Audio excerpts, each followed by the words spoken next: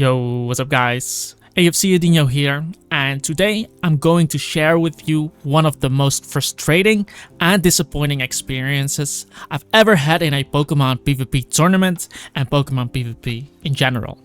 Imagine battling your way through over 1,000 players, reaching the final match only to have the rules completely change on you at the very last seconds. Sounds crazy, right? Well, that's exactly what happened. This massive tournament was divided in 4 brackets with over 250 participants per bracket. I battled my way through bracket 4 and managed to come out on top, earning my spot in the final 4.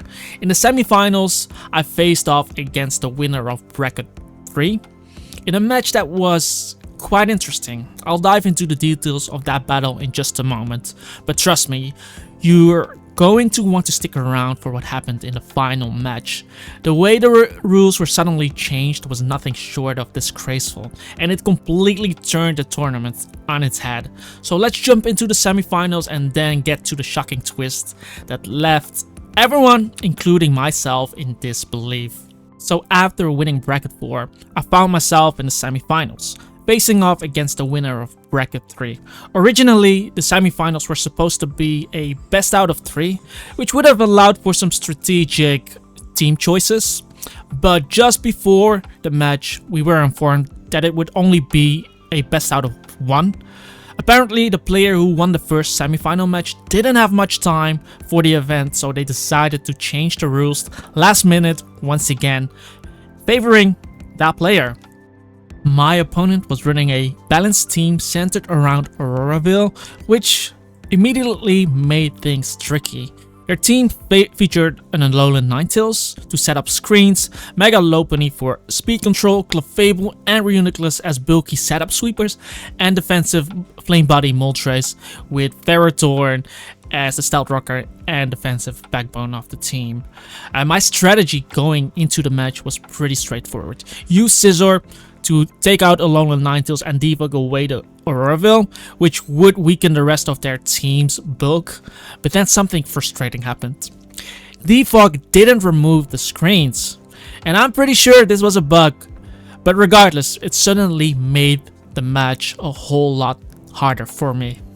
With Roria still up, his Clefable and Reuniclus became even bigger threats. I was particularly worried about Clefable, which could set up Calm Minds and become nearly unkillable with the extra bulk from Roria, and Reuniclus, if it managed to get enough boosts, could just sweep straight through my team.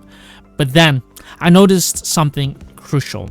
His Reuniclus was only running Psychic type offensive moves. This was a huge break for me because it meant my Taunt Hydreigon could completely shut down Reuniclus. Without the ability to set up or heal, Reuniclus wasn't a threat anymore. So I could shift my focus to dealing with Clefable. To comfortably beat Clefable, I knew I needed to get a head start with Calm Mind boosts on my Clefable. So I started looking for the perfect opportunity to bring it in. After some switching and attacking, things got a bit tense. I ended up with 2 of my Pokemon frozen by Blizzard from Alolan Ninetales, but I stayed patient and I waited for the right moment. At a certain point, my opponent was forced to bring Alolan Ninetales back in to set up a Roria since it has expired. This was my chance. I switched in my Clefable, and while Ninetales was setting up screens, I used Calm Mind. I knew that just 1 Calm Mind boost would be enough to give me the edge I needed. On the next turn, I figured my opponent would be scared of me setting up even more. So instead of Calm Minding again, I decided to go for a Moonblast in case he switched out, and it worked out perfectly. He switched to Reuniclus and I was able to hit it really hard with a boost from Calm Mind. I managed to 2-hit KO Reuniclus on switch, taking it out of the game. Now, with Reuniclus gone and me being a Calm Mind ahead of his Clefable, I knew exactly what I had to do when he sent out his Clefable. I kept Calm Minding, biding my time until Roria wore off. Once the screens were down, my Clefable was in a perfect position to sweep the rest of his team, because in the end, my Clefable was able to outlast his and Due to me being a Calm Mind ahead and having a life orb, I was just able to outdamage him, and with the boosts, his team was not able to kill my Clefable, and that is how I managed to secure my spot in the finals. It was an interesting game, and only having one game to advance, but a bit of extra pressure, but I managed to pull through by staying calm and adapting to the situation. After securing my spot in the finals, I knew I was in for a tough match. The finals were originally set to be a best out of 3, so I had some time to prepare for my match. I knew my opponent had the opportunity to study my previous games, so I decided to switch things up and bring a different team to keep him on his toe. From watching my opponent's semifinal match and hearing what people were saying in the chat, I knew that he was a decent Rain player. I didn't want to assume he'd choose Rain for sure, but I figured it would be smart to cover my bases, so I put together a team that could handle Rain while still being versatile enough to deal with other potential threats. First, I added Mega Alakazam for speed control. Alakazam's ability to trace Swift Swim could be a game changer if my opponent decided to go with a Rain team or a Chlorophyll team. So to support Alakazam, I brought in Choice Band Tyranitar. Not only does Tyranitar help dealing with Dark and Psychic types that could threaten Alakazam, but its Sandstream ability also disrupts other weather teams by changing the weather. So if people like to use Hail offense with Auroraville or Rain, I can remove that weather condition. I also included Gastrodon as my ground type and water immunity, perfect for countering any rain boosted water type attackers or Volt Switch users. And to provide additional support, I added Toxapex for setting up toxic spikes and acting as a reliable pivot. Skarmory was there to give me some solid physical defensive bulk, while Zapdos helped punish U-turns with static and offered defog support to keep hazards under control.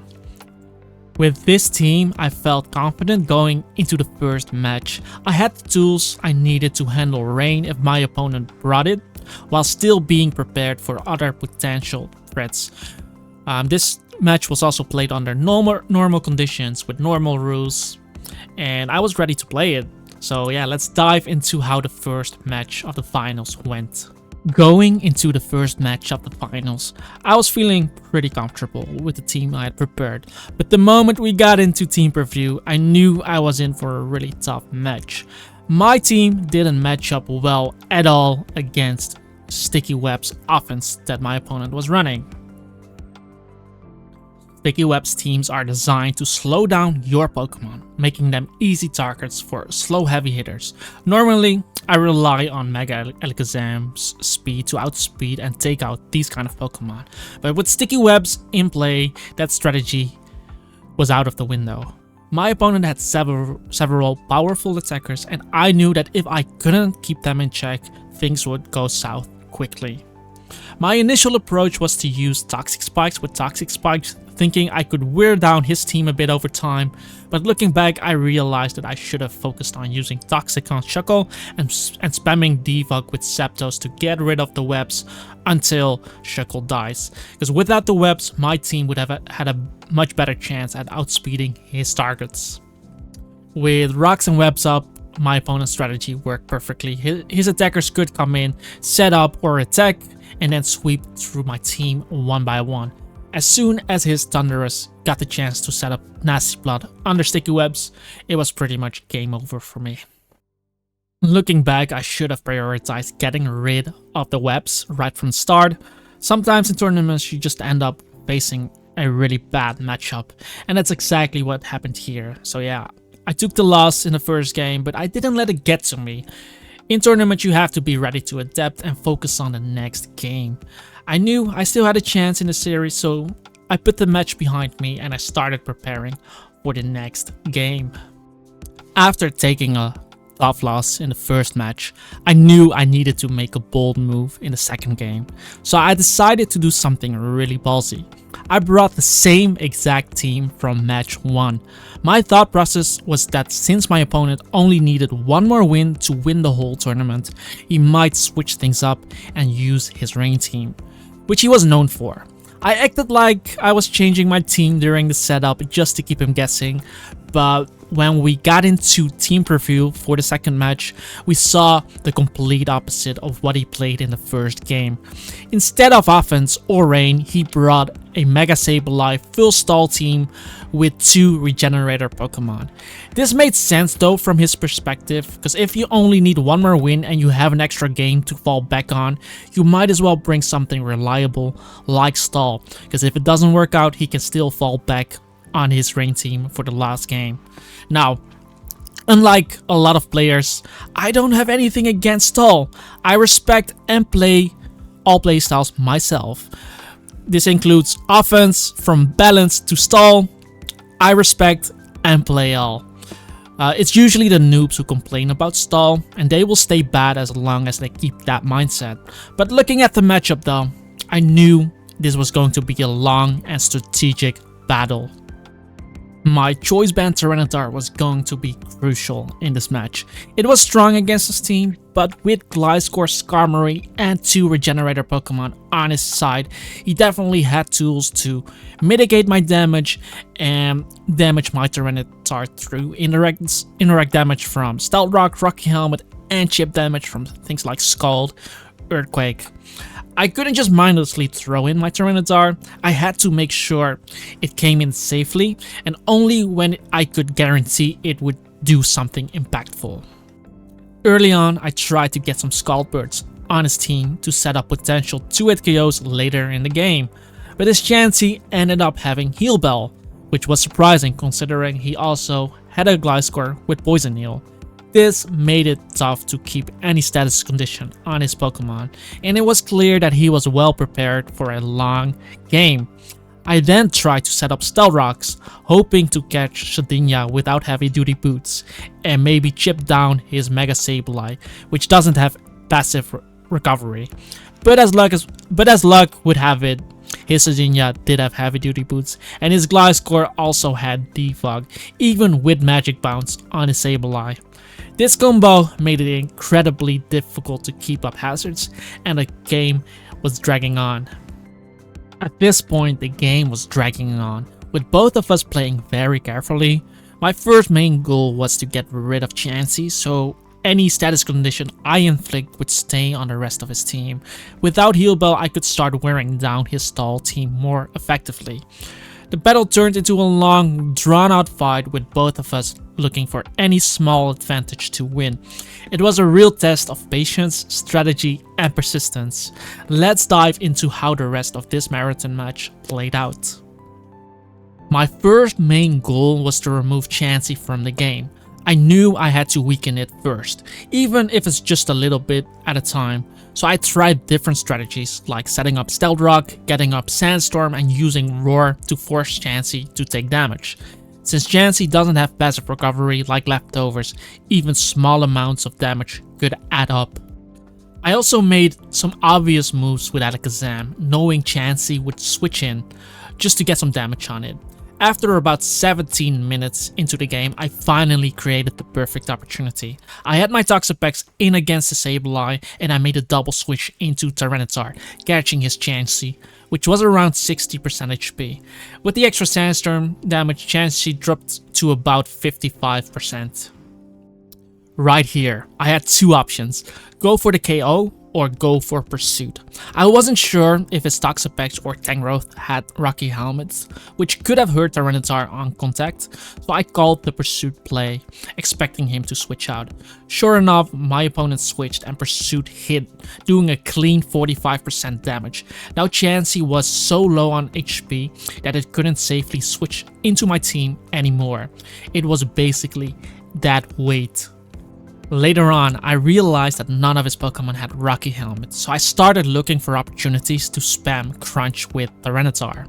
I set up the situation perfectly by getting some chip damage on his Gliscor, putting it in range for a 2-hit KO, while keeping Tyranitar near full HP so it wouldn't get knocked out by Earthquake. After some careful switching, my opponent decided to sacrifice his Chansey, and just like that, I was a Pokemon up. This gave me a crucial advantage into the match. With Chansey out of the way, my next goal was to remove Mega Sableye. Sableye was a huge problem for my team thanks to Magic Bounce. I couldn't really set up Stealth Rock or Toxic Spikes, and it was also immune to Alakazam's Psychic attacks.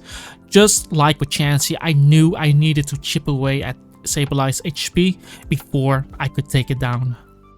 I started by looking for opportunities to land small hits with moves like Scald or setting up rocks when I could, but the main strategy I used was to bring in Skarmory and play mind games. Would I go for Stealth Rock or Brave Bird? Remember, Sableye doesn't have passive recovery, so if it only takes a bit of damage, it's less likely to use recover right away. I hit Sableye with multiple Scalds, but unfortunately it never got burned, which made the battle drag on even longer. Then about 30 minutes into the game, something really unfortunate happened on my side. I had my Skarmory in against his Gliscor, and I tried to predict his switch by bringing in my Tyranitar, but instead of switching, my opponent used Earthquake on that turn, doing a lot of damage to my Tyranitar.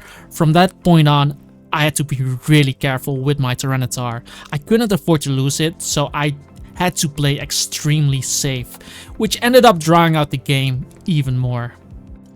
About 30 seconds later, I tried to get Stealth Rock up against his Toxapex, but he switched to Sableye and bounced them back. I knew this was my chance to make a big play, so I doubled up and I used Stealth Rock again on the switch, and it worked. Remember, Sableye was really low at this point, it would die to Brave Bird.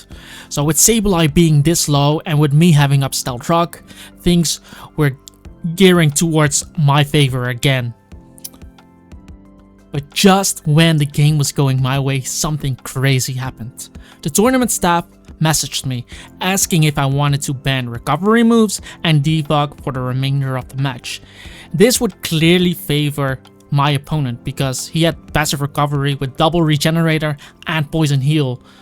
Then, about 30 seconds later, I got another message saying that my opponent was asking if I wanted to draw the match and redo it with different teams. And I'm sitting here like, what the fuck? I am clearly winning here. I kept telling them, I'm winning this. It was obvious that my opponent was feeling the pressure because anyone could see that I was on the course of winning the game, but the staff seemed oblivious to what was really happening, which is fine. They might not know much about PvP, but it's definitely not good if you're making rules for a PvP tournament. Then about 5 minutes later, it finally happened. I had my Gastrodon in against a low HP Tangrowth, so I decided to switch Alakazam predicting the Giga Drain. Tangrowth used Giga Drain and took poison damage. Here I made another double switch, this time back into Tyranitar, and guess what my opponent brought in? Yes, the low HP Sableye. Sableye was now trapped. It would die to Pursuit whether it stayed in or switched out. With Sableye gone, I was finally able to freely set up Stealth Rock with Skarmory. This was huge because Stealth Rock has more PP than Defog, and my opponent already used several Defogs to remove my Toxic Spikes earlier. Now the game was really swinging to my favor. Now playing this match for about 1 hour and 10 minutes, I had all my Pokemon still alive, while my opponent was down to 4. I could see a clear path to victory from here. With both Sableye and Chansey gone, my Alakazam had much more room to apply pressure. The only thing standing in the way was Sardinia, which was immune to all of Alakazam's moves. At this point, Tyranitar was really low on HP, and with Gliscor constantly staying at full HP, I realized I probably wouldn't be able to overpower my opponent with Tyranitar anymore. But if I could remove Sardinia, my Alakazam could go wild against his remaining team. Tangrowth was already poisoned and Toxapex was burned, so I decided to focus on 2 main objectives. First, I needed to PP stall Gliscor's moves. If I could drain its Earthquake and Toxic PP, it wouldn't be able to KO Tyranitar, and if I could get rid of its Defog, it wouldn't be able to remove my Stealth Rocks. The second objective was to kill Sardinia with Sandstorm.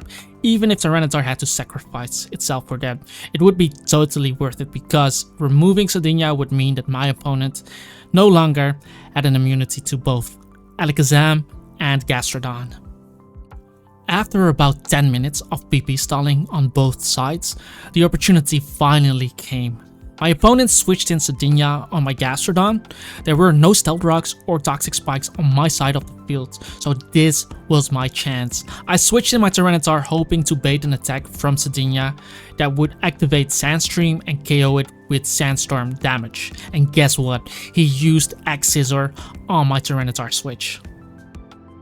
With Sandstream activated, Sardinia took damage and fainted. This was huge. About 1 hour and 25 minutes into the game, the score was now 5-3 in my favor.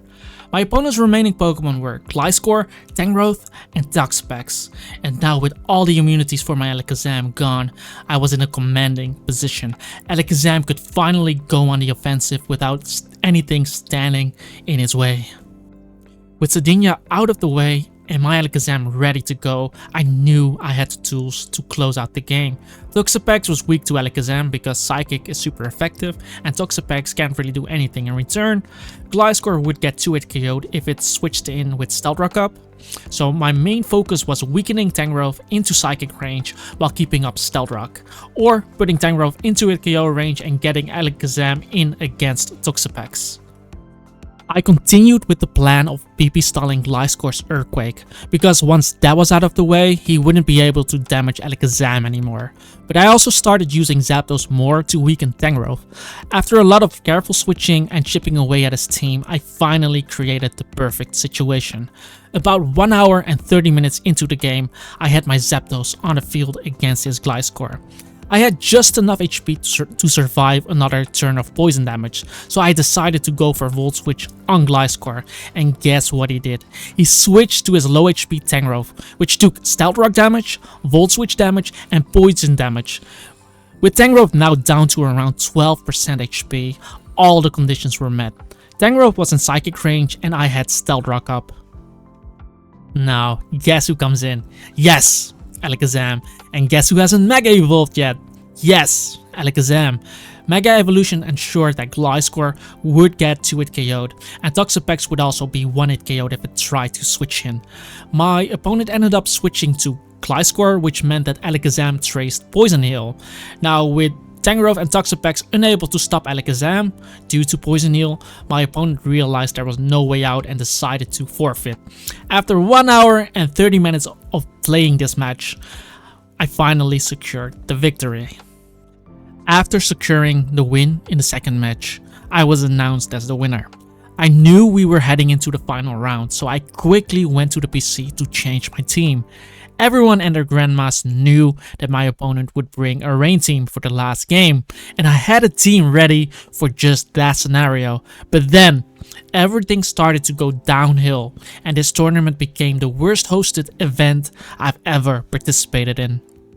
The first message we got was that regenerator Pokemon were banned for round 3. I thought this rule was ridiculous, but I was willing to adapt and be creative. However, just when I thought I could manage, they announced another rule. All stall and regenerator Pokemon are banned for this round. At this point, I realized this tournament was becoming a joke. You see, this tournament had been going on for weeks and months. Throughout that time, teams were carefully built and prepared for each round, based on the rules that had been established. Participating in a tournament like this takes preparation, serious preparation. You don't just build a team a few moments before your battle. It's something that requires thoughtful planning and adjustments based on the opponents and the format of each round. I started playing this game just before the tournament began. Initially, I only had a Hyper Offense team, but it included 3 Pokemon that were banned: Sandville Garchomp, Dragapult, and Knockoff on Bisharp. There wasn't much time left, and I had to grind to get each Pokemon myself. For those who play Pokemon Break Crunch, you know how annoying it is to breed for hidden abilities, especially since many offensive Pokemon require hidden abilities with Ag moves. Because of these challenges, I decided to enter the tournament with balanced teams. The Mega Pokemon I chose didn't require any hidden abilities, and I could use tier 3 and tier 2 tokens for hidden ability Pokemon that didn't require egg moves. Unfortunately, you cannot get egg moves on token Pokemon, so a lot of the defensive hidden ability Pokemon I used ended up with bad IVs because I had to use tier 2 tokens on them. Let's actually take a look at my box, guys.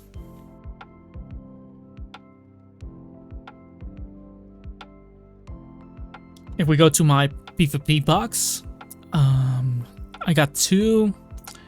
You can see the Pokemon I have, and basically if you look at this, then you'll definitely see that I have a bunch of defensive Pokemon on my team, which does allow me to build a lot of balanced and bulky offensive and semi-stallish teams.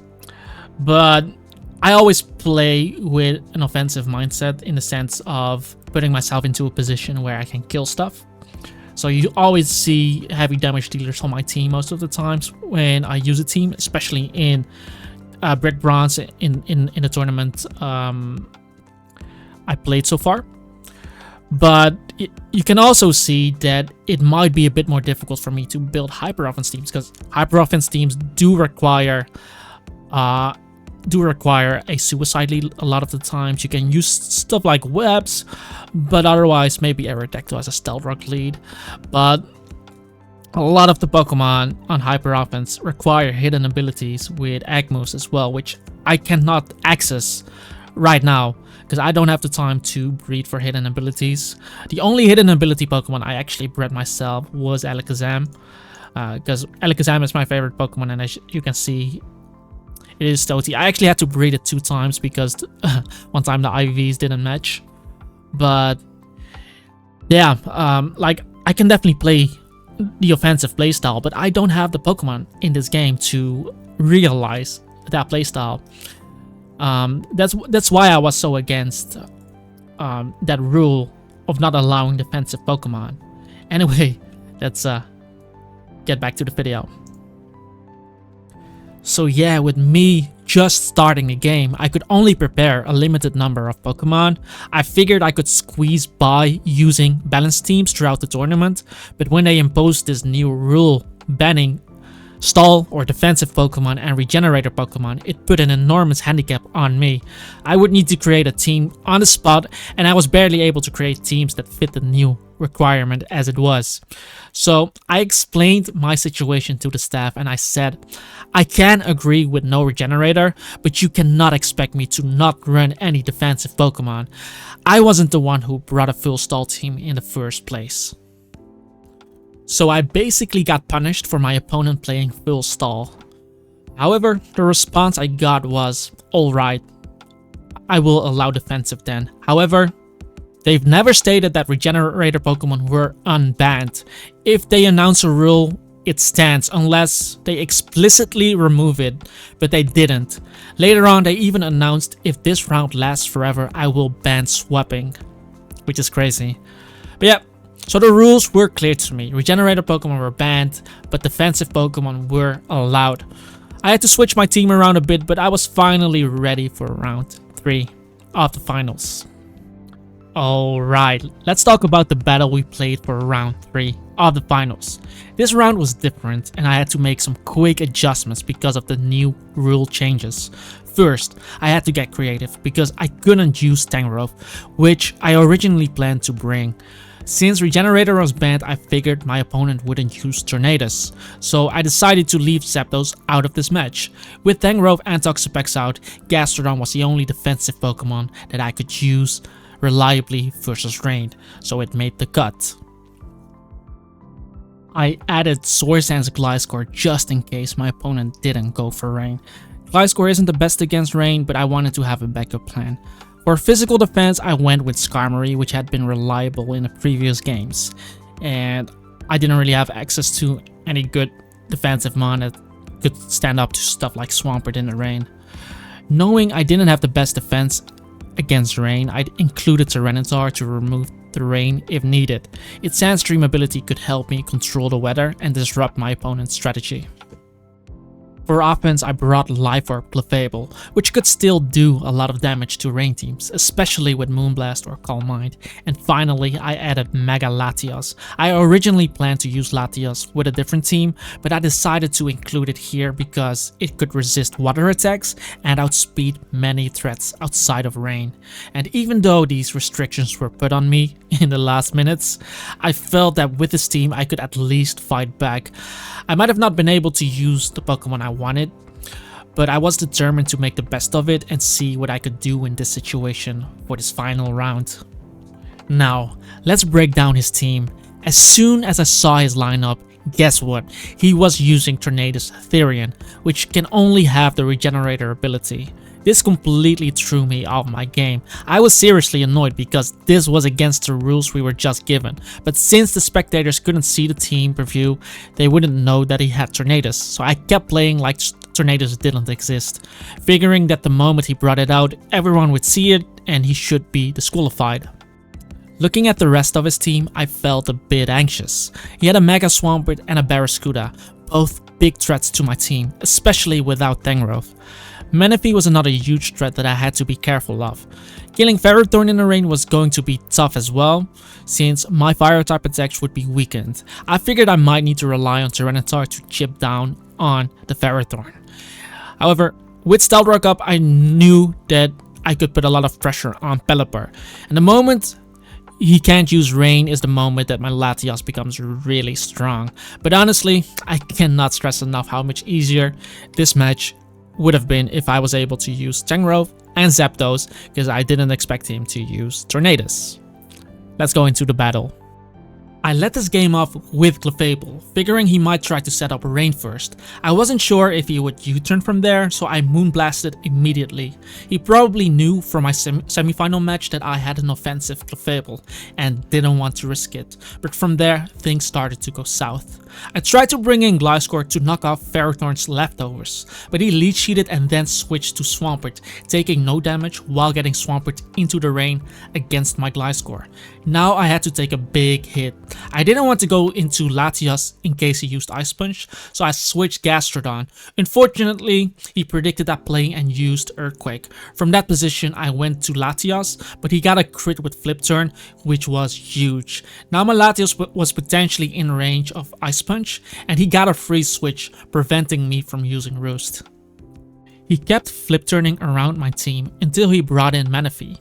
I decided the best course of action would be to remove the rain, since Manaphy couldn't kill a full HP Tyranitar. After Tail Glow, I decided to sack Gliscor, which wouldn't do much against his rain team.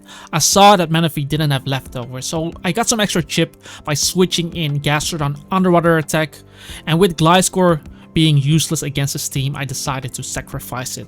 With the rain gone, my Clefable could potentially live a +3 Surf and throw off a big Moonblast. He decided to switch to Pelipper, which took a huge amount of damage.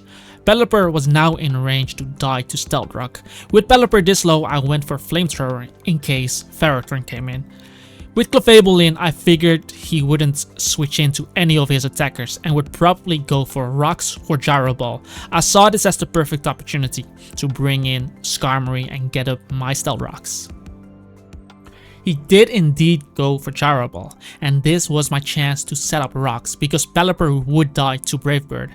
He decided to go directly into Manaphy, so I figured with Ferrothorn being this low and Pelipper dying to Rocks, I could now safely sack my Tyranitar. He ended up going straight for Surf, probably in case I tried to Roar. Tyranitar took it really well and I thought I would survive the second one to get off a big hit, but that's when he dropped the Z move, Hydro Vortex, and Tyranitar went down. However, with the rain gone, Clefable could now wreak havoc. I used Moonblast with Clefable while he stayed in with Surf. I almost took him down, but unfortunately he got a critical hit with Surf, bringing me down to half HP, forcing me to recover. However, now Latios could come in and finish off Manaphy later on. And guess what? There it was. Regenerator Tornadus. No one said anything, so I got really annoyed because I knew Tornadus had defog and I just lost my Tyranitar, assuming Pelipper was dead. At this point, I knew defog was coming, so I had to make the best of it. I used Calm Mind because with the boost, nothing could safely switch into Clefable. From there, I didn't want to give him a free switch, so I Moonblasted immediately. He knocked me off, but on the next turn, I knew something on his team would die. I figured he would seg Pelipper or Manaphy, so I Calm Minded again. He brought in Pelipper and I was able to stall an extra rain turn, even though this Pelipper was supposed to be dead. However, the fact that he was using Tornadus and the host didn't disqualify him meant that I had to keep playing this game. I had no real switching to Swampert and Barraskewda, and he already crit my Latias earlier. The best thing I could do was stall as many rain turns as possible. I switched to Gastrodon to block the water attack and then switched to Skarmory to block the earthquake. From there, I took a gamble and stayed in, hoping my opponent would overpredict, but he didn't and Skarmory went down to Swampert. I wanted to keep Gastrodon so that Barraskewda couldn't flip turn freely against my entire team. Since he never used Ice Punch against my Gastrodon, I had a feeling his Swampert might not have it, so I brought in Latias and Mega Evolved, hoping he didn't have Ice Punch. He didn't, and I got Latias back to full HP. From here, it was a bit of a mind game because my opponent couldn't afford to use Leech Sheet for free, because if I switch in Clefable, I would basically get a free hit. Gyro Ball wouldn't 2-hit KO my Latias, so I went for Ice Beam, and I still had an opportunity to sag Gastrodon if needed. Fortunately for me, I froze him and he was able to take out the Ferrothorn. Now Latias was looking really good. Tornadus came back in and had just regenerated a third of its HP. It used U-turn to regen even more, bringing it back to full health. But something had to switch into Latias. He decided to seg Manaphy. Then Barraskewda came in and I figured I could just bring in my Gastrodon. If he went for a flip turn, I'd block it, and if he uses close combat or crunch, I could bring in Clefable and hit him with Moonblast. He went for liquidation, but here is where I made a misplay. I should have doubled into Latias because I'd be in an offensive position regardless of whether he switched or attacked, since he was locked into the water move. This ended up costing me my Gastrodon because I didn't feel comfortable switching in Latias, as we still hadn't seen his last move. He went for Superpower and knocked out Gastrodon. At least now I knew Swampert didn't have Ice Punch. I'd like to remind you that Swampert was able to pick up 2 kills in this game, something that wouldn't have happened if I had been allowed to use Tangrowth. I brought in Latias to revenge kill, but he switched out to his regenerator Tornadus. Tornadus U-turned back into Swampert, recovering his lost HP with regenerator as I used Roost. I used Psychic to damage Swampert as he flip turned back into Tornadus. This time Tornadus went for Hurricane, and I hit him with Ice Beam. Then he missed a Hurricane while I was able to use Recover.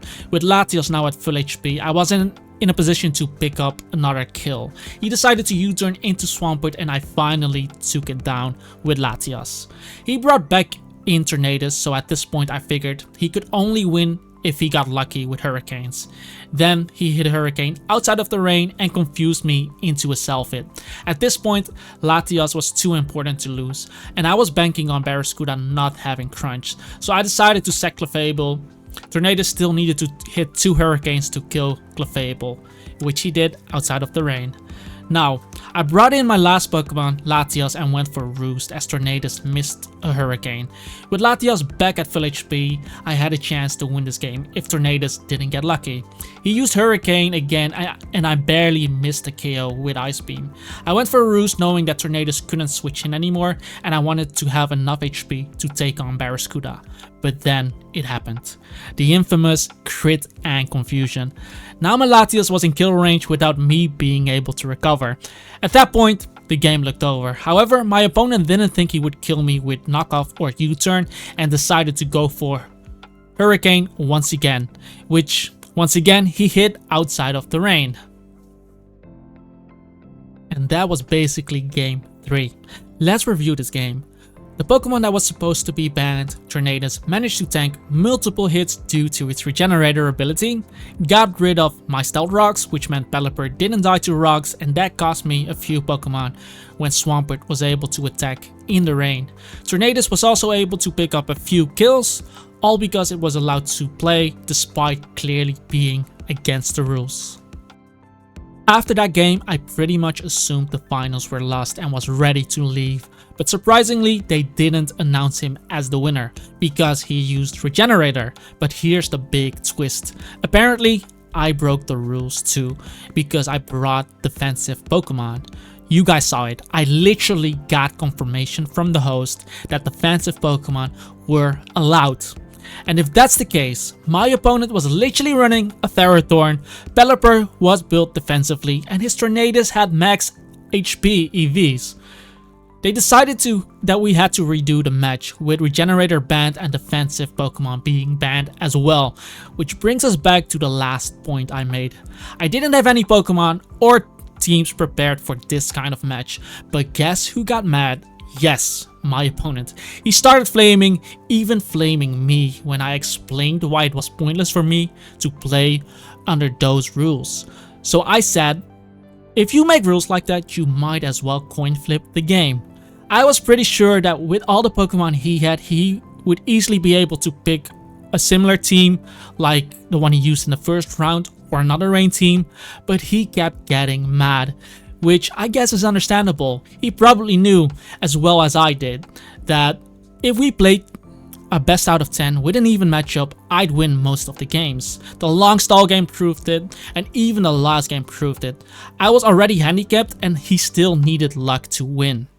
He tried to make fun of me when I said that we might as well do a coin flip, but in the end the staff came up with some new rules, and yeah, I call them Mickey Mouse rules. All this confusion happens when you change the rules of a tournament in the finals. It especially becomes a mess when people who don't know anything about PvP or are bad at PvP make PvP rules. Let me tell you what the final PvP rules were. Recovery moves, status moves, hazards, and defog are not allowed. At this point, I knew it was over and pointless. I had to create a new team on the spot, replace moves to create a Mickey Mouse team with no synergy, and guess what my opponent played? Yup, a rain team. To handle rain effectively, you need an offensive team that's prepared for it and Stealth Rock to pressure Pelipper. If you're playing a balanced team, it's crucial to have good defensive rain counters. Without these conditions, it becomes nearly impossible to play against a rain team unless you play weather yourself. My opponent was still able to play rain, and I was forced to play with a team that had no real chance, and that's how the tournament ended. The final event was a big disgrace. I was basically forced to play by those rules because if I refused, I would have been disqualified. If they wanted to add rules to mitigate stall, they could have set other rules instead of limiting what someone can play. For example, they could have added a timer where the player with the most Pokemon left would win. They could have limited the number of defensive Pokemon to 4, so that each team still has offensive threats. But this is what happens when people who don't know anything about PvP make PvP rules. After going through everything that happened in this tournament, here's what I think. First off, the rule changes mid-tournament were a huge issue, especially during the finals. Changing the rules at such a crucial moment is really unfair. We spent weeks, sometimes even months, preparing for these events with a specific set of rules in mind. When those rules suddenly get altered, it undermines all the preparation and strategy we've put in. It's not just about adapting on the fly, it's about fairness and respect for the time and effort we've invested. Then there's the enforcement of the rules, or really the lack of it. My opponent used Tornadus Therian with Regenerator, despite it being banned. It should have led to an immediate disqualification.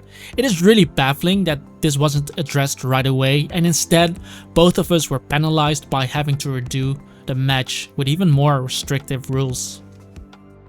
The inconsistency in communication and enforcement from the tournament staff was another major issue.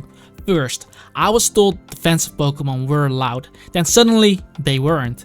This kind of inconsistency can completely throw off a player's mental game and strategy, making it nearly impossible to compete at our best.